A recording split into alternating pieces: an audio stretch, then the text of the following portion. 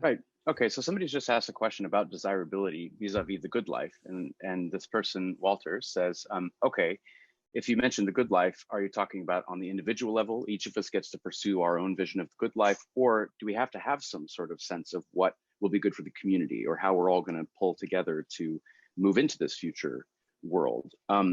It seems like some of these political questions just are unavoidable because either you're going to favor a set of technologies that allows each person to craft their own sort of vision of the good life within their virtual reality, or you're going to have technology that's going to be collaborative by its very nature, or that is going to afford the sort of representation that you were just talking about, where ordinary people from different backgrounds with different kinds of power and resources are able to help create this techno political future. So how do you deal with the inevitability of these political constraints on your project? It seems like you can't just bracket them off.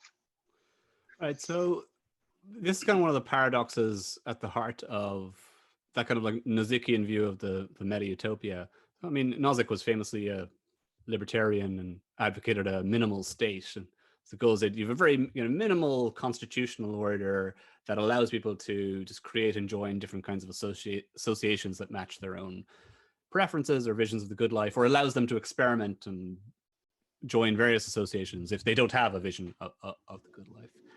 And one of the things I point out in the book is that there's a problem with Nozick's proposal in the notion that, or the sense that he thinks it will provide justification for this libertarian minimal state.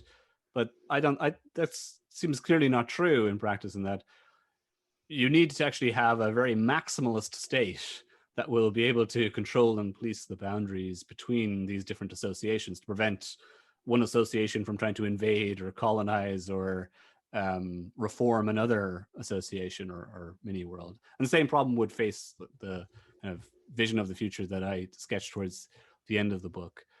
So you absolutely can't avoid the kind of political question about about constructing this kind of maximalist constitutional order that will govern the kind of utopian commons, I guess, in my vision. But again, like I don't have the kind of practical solution as to how we create that constitutional order, and how we make it practicable in reality.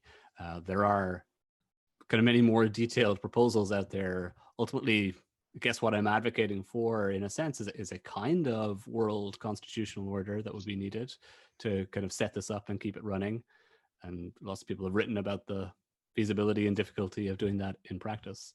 But that seems to be the kind of direction that we would need to head. It's not so much a minimal state as it is a kind of a maximal state, but one that allows for maximum opportunities for kind of freedom. The other thing, or individual flourishing. But that kind of brings me to the other point that was raised by that question, which is this contrast between individualist vision of the good life and flourishing and communitarian. Well, I mean, my sense would be that I'm not advocating for something that's wholly individualist. I mean, there might be some people who enjoy a wholly individualist life where they can live in the cabin in the woods all by themselves and are self-contained and self-sustaining.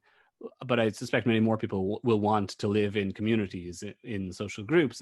That's what they find more nurturing and more life-sustaining. And so it's about creating the opportunities for people to do that. And that's one of the features of this vision of the good life as well.